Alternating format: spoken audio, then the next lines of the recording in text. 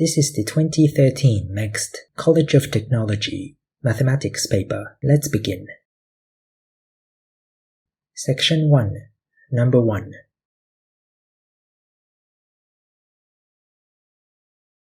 In this question, we're going to use the following formula for cubic expansion. Now, let's rearrange the terms so that we get x cubed plus y cubed on the left-hand side. So basically, what we're going to do is to find the sum x plus y and the product x times y. Let's find the sum first. Let's create a common denominator. The numerator becomes 18 plus 10, and the denominator becomes 9 minus 5, so 28 over 4, which is 7. So the sum x plus y is 7. Next, what is the product x times y? Well, x and y are the reciprocals of each other, which means that when multiplied together, they cancel out and become 1. So let's plug in these numbers. So 7 cubed minus 3 times 1 times 7. 343 minus 21, which is 322. So this is the final answer. Section 1, Number 2.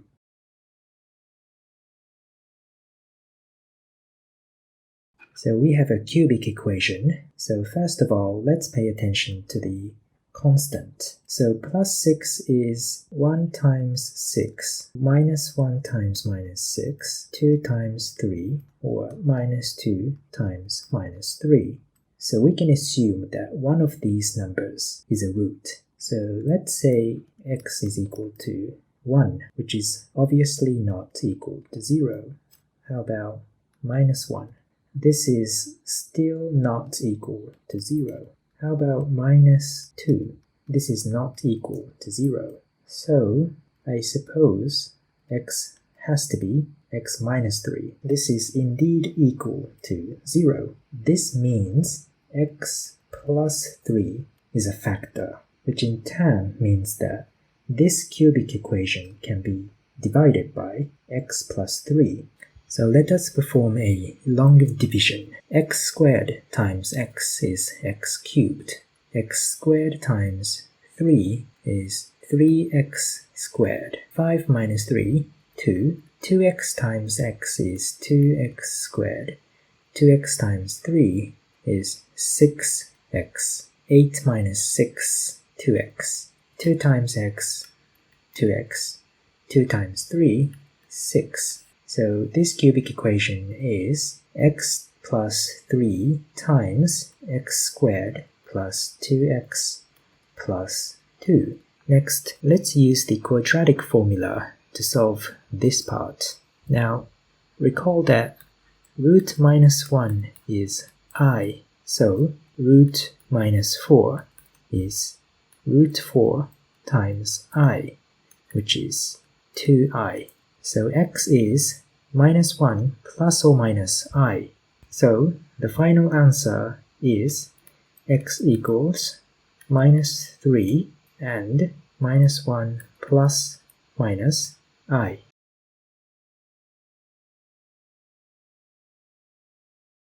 Section 1, Number 3.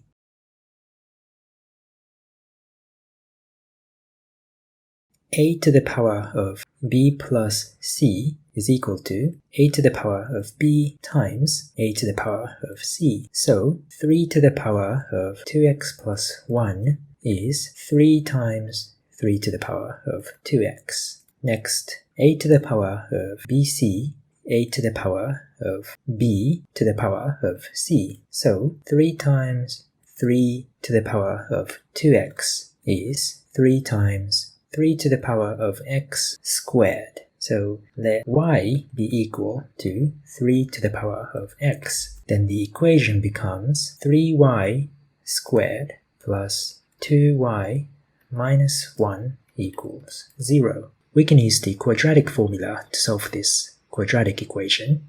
Y is equal to 1/3 or minus 1, which means 3 to the power of x is 1/3 or minus 1. But 3 to the power of x is greater than 0, so this can be disregarded. So x must be minus 1 because 3 raised to the power of minus 1 is 1/3. So this is the final answer.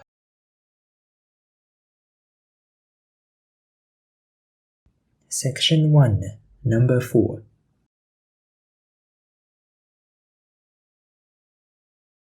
Let's simplify this equation. Recall that cosine squared is 1 minus sine squared. So this is equal to sine squared plus sine cosine equals 0. Let's factor out sine x. This means sine x is equal to 0 and sine x is equal to minus cosine x.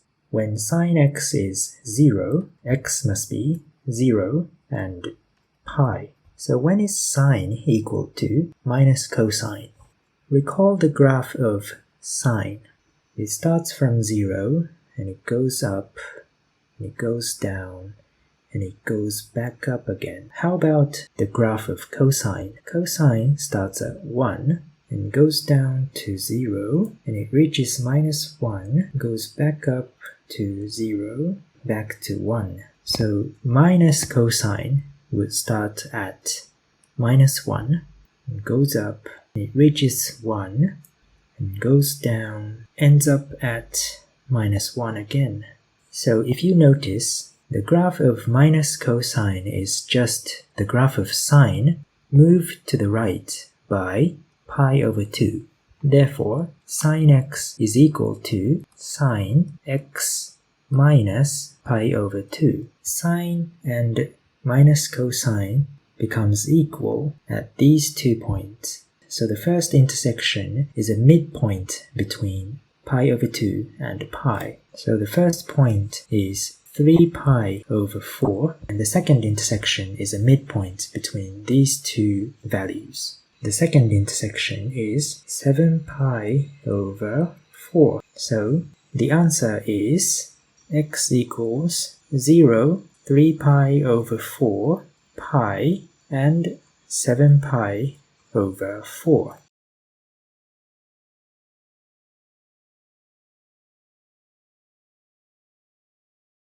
Section 1, number 5.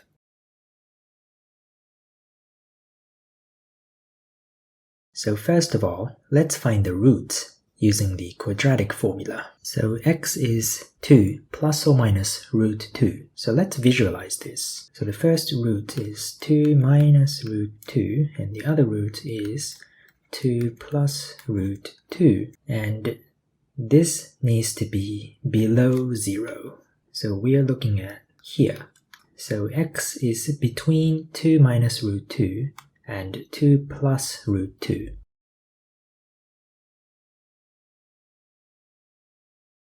Section 1, number 6.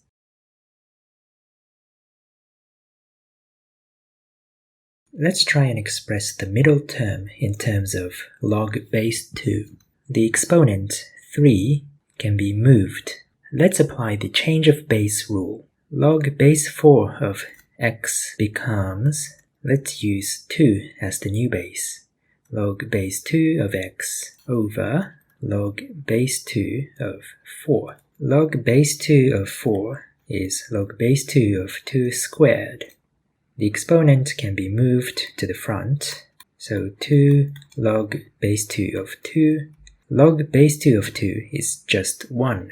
So this is equal to minus 3 log base 2 of x. Now let y be equal to log base 2 of x. Y squared minus 3y plus 2. Once again, we can apply the quadratic formula. Y is 2 or 1. Because this has to be below 0, y is between 1 and 2. Now this means log base 2 of x is also between 1 and 2. So log base 2 of x equals 1 implies that x is 2, and log base 2 of x equals 2 implies that x is 4. Therefore, x is between 2 and 4. And this is the final answer. Section 1, number 7.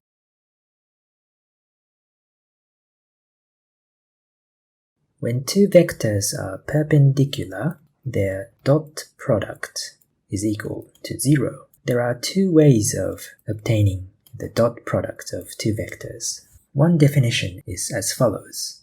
The magnitude of one vector times the magnitude of the other vector times cosine theta, where theta is the angle between the two vectors. And here's the second way. The product of the x component plus the product of the y component plus the product of the z component. Since we don't have the angle between the two vectors, let's use the second method.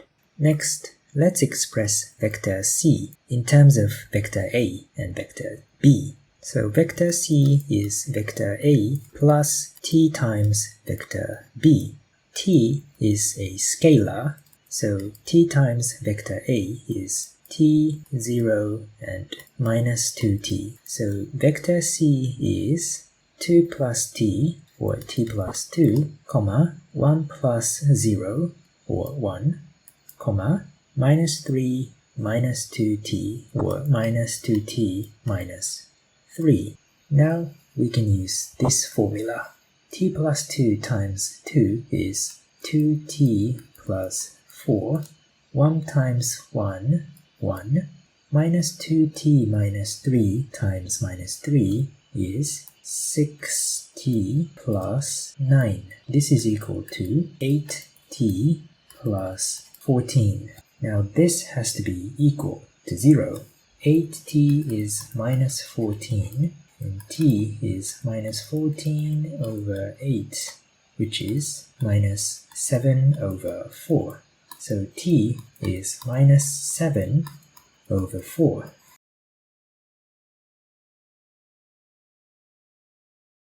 Section 1, number 8.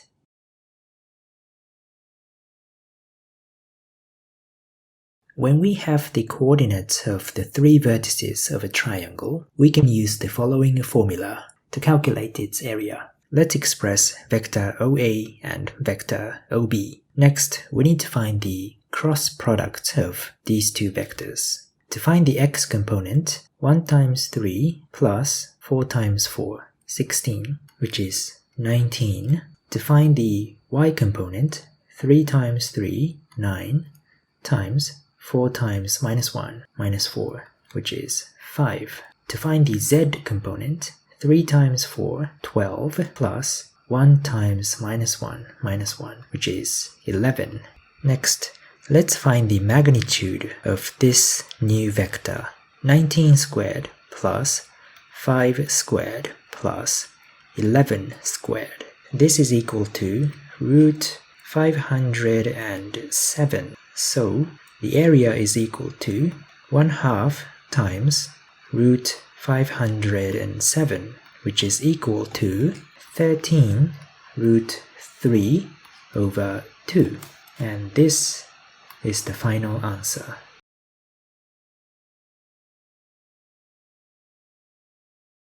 Section 1, number 9.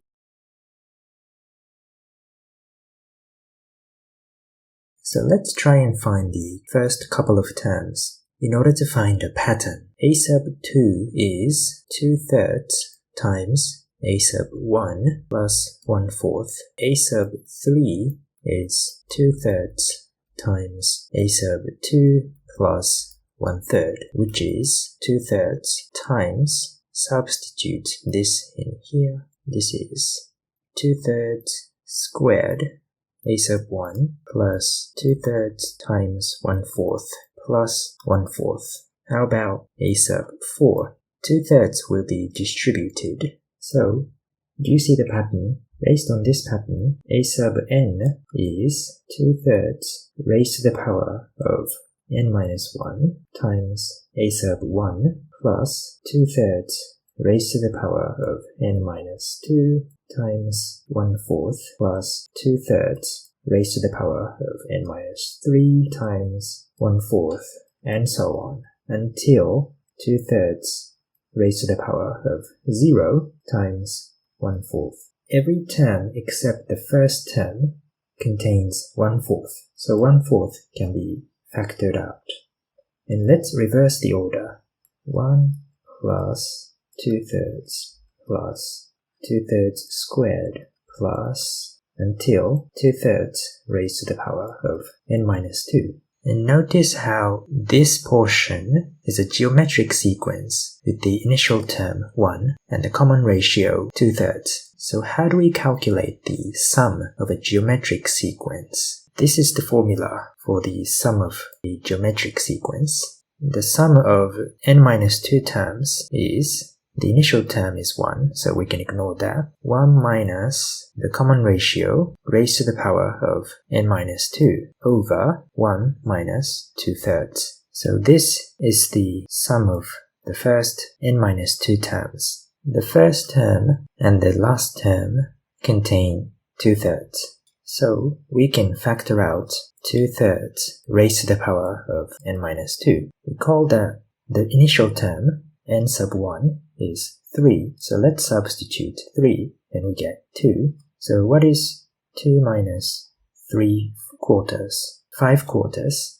So let us find the limit of a sub n as n approaches infinity. So when we have an exponential function like this, if a is less than 1, then as the exponent x approaches infinity, a to the power of x approaches 0. So this part approaches 0. The final answer is 3/4.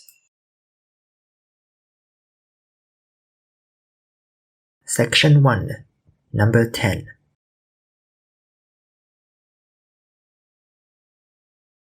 So the goal here is to express every term in terms of a fraction with x on the denominator, like this, because the limit of 1 over x as x approaches infinity is 0.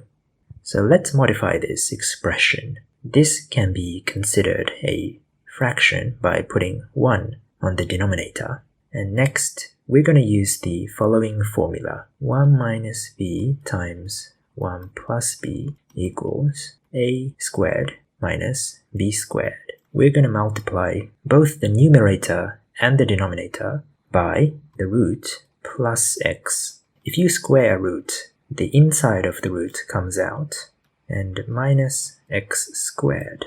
So the numerator becomes 3x plus 1.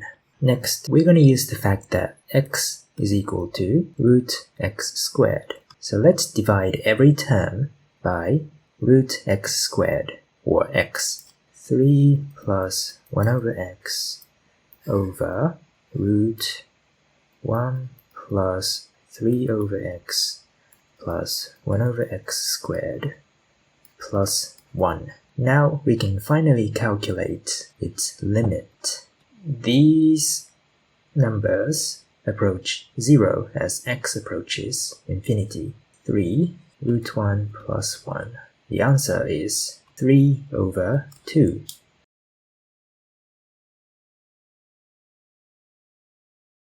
Section 1, number 11.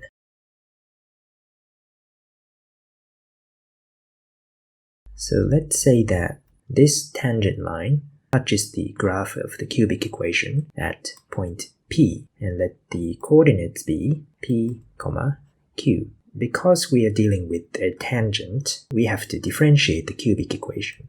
dy dx is 3x squared plus k. At P, dy dx is 3p squared plus k. Now, recall that dy dx expresses the slope at point P. and at point P, the slope is 2. So dy dx is equal to 2. That means p squared plus k is 2. Therefore, k is 2 minus 3p squared. Now, because the cubic equation and the tangent line intersect each other at least one point, we can say x cubed plus kx plus 3 is equal to 2x plus 1. And one solution of this equation is p. So we can substitute x equals p into this equation. And then we can substitute the value of k. So minus 2p cubed plus 2p cubed equals 2. Therefore, p must be 1. So let's substitute this value of p into this equation. K is 2 minus 3. So k is minus 1. And this is the final answer.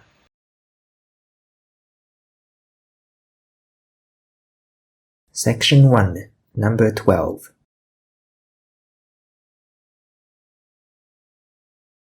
Because we're dealing with minimum values, we have to differentiate this function. So f dash of x is 1 minus 1/2 times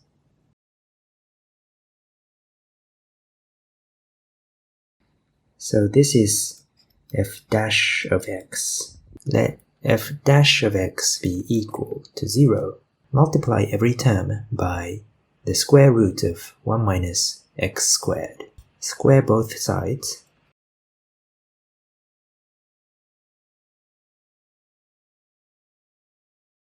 So we have x equals plus or minus root 2 over 2. F of plus root 2 of 2 is greater than f of minus root 2 over 2. So the minimum value should be obtained when x is equal to minus root 2 over 2. So this is the answer. Section 2, number 1.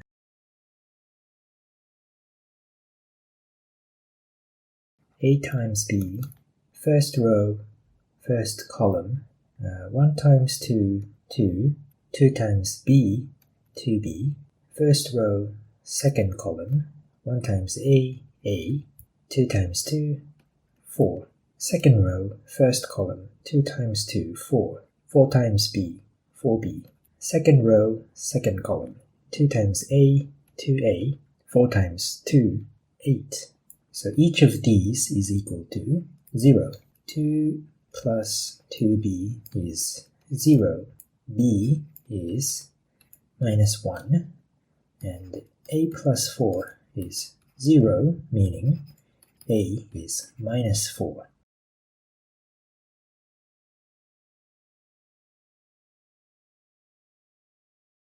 Section 2, number 2.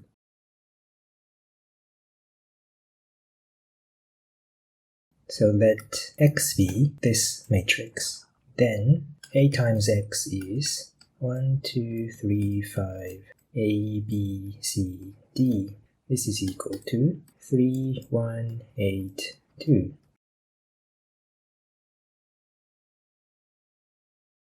So we have a plus 2c equals 3 and 3a plus 5c equals 8, as well as b plus 2d equals 1 and 3b plus 5d equals 2.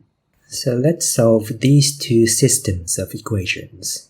1 times 3, 1 minus 2, c equals 1. So substitute c equals 1. 1 plus 2 is 3, so a is 1. 3 times 3, 3 minus 4 is d equals 1. Substitute d equals 1, b plus 2 equals 1. So b is minus 1. So a is 1, b is minus 1, c is 1, and d is 1. Therefore, x is 1 minus 1, 1, 1. Section 2, Question 3.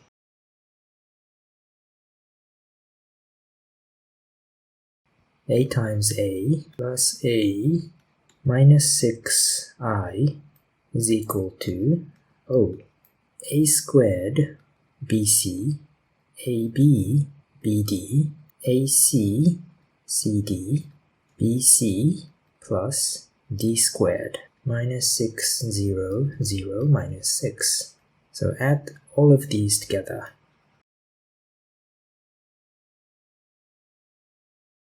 So therefore, AB plus BD plus B is 0. So factor out B. B times A plus D plus 1 is 0. Likewise, AC plus CD plus C is 0. Factor out C. C times A plus D plus 1 is 0. Notice how both of these equations have A plus D plus 1. So this means that B is equal to C, and both of these are equal to 0. So let's substitute B equals C equals 0 into the remaining two equations. As you can see, these two quadratic equations must have the same solutions. So let's solve one of them. So A is 2 or minus 3, meaning D is 2 or minus 3. A plus D has to be positive, so 2 plus 2. Therefore, A is 2, B is 0, C is 0, and D is 2. So A plus D is 4, and AD minus BC is 4 minus 0, which is 4. So 4 and 4 are the final answers.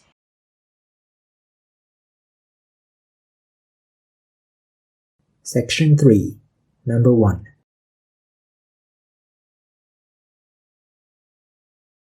So recall that sine squared is equal to 1/2 times 1 minus cosine 2t. The constant 1/2 can be moved to the front of the integral. So let's start integrating. So the integral of 1 is t. What is the integral of cosine 2t? 1/2 times sine 2t. So pi minus 1/2 sine 2 pi minus 0 minus 1/2 sine 0. Sine pi 2 is 0 and sine 0 is 0. So we have pi over 2 as the answer.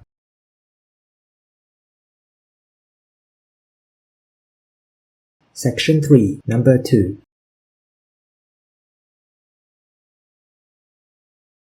Unlike the previous question, this question has an extra t multiplied. So because this is a product, we're going to use a technique called integration by parts, which uses the following formula. Let u be equal to t. du dt is 1. So du is dt. Next, let dv be equal to sine t squared dt. Then dv dt is sine t squared. Recall that sine t squared is equal to 1/2 times 1 minus cosine 2t. So what is v?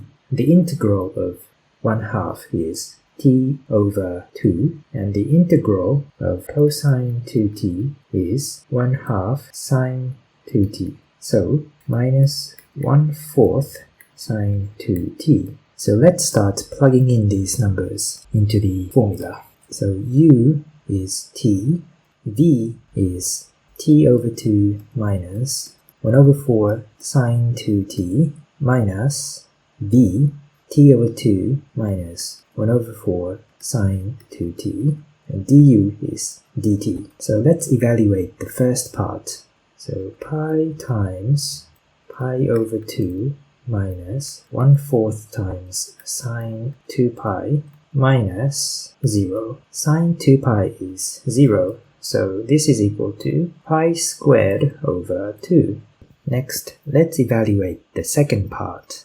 T squared over 4. The integral of sine 2t is minus 1/2 cosine 2t. So plus 1/8 cosine 2t. Pi squared over 4 plus 1/8 cosine 2 pi minus 0 plus 1/8 cosine 0. So cosine 2 pi is 1 and cosine 0 is also 1. So this is equal to minus pi over 4 minus 1/8 plus 1/8. So the second part is equal to minus pi squared over 4. So finally, add these numbers. So the final answer is pi squared over 4.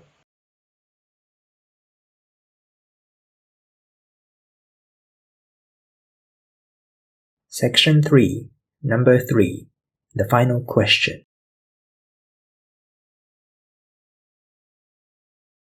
We know that f of t is a linear function that goes t plus c, where c corresponds to this part.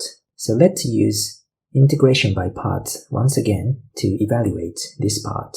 So let u be equal to f of t, which is t plus c. So du dt is 1. So du is dt. And dv is sine t squared dt. And from the previous question, we know that v is equal to 1/2 t minus 1/4 sine 2t. So u, t plus c, times v, 1/2 t minus 1/4 sine 2t, minus v du dt. Now, from the previous question, we know that the second part here is equal to pi squared over 4. So let us find the first part. Pi plus c times pi over 2 minus 1/4 times sine 2 pi minus 0 plus c times 0 minus 1/4 times sine 0. And sine 2 pi and sine 0 are both equal to 0. So pi squared over 2 plus pi over 2c, and let's add the second part, minus pi squared over 4. So we have pi squared over 4 plus pi over 2c. Next, don't forget that there is 1 over pi in front of it. So pi over 4 plus c over 2. So c is equal to pi over 4 plus c over 2. So multiply both sides by 2 and we get 2c equals pi over 2 plus c. So 2c minus c is pi over 2. So c is pi over 2. Therefore, the function f of x is x plus pi over 2. And this is the final answer. This is the end of this exam paper. See you next time.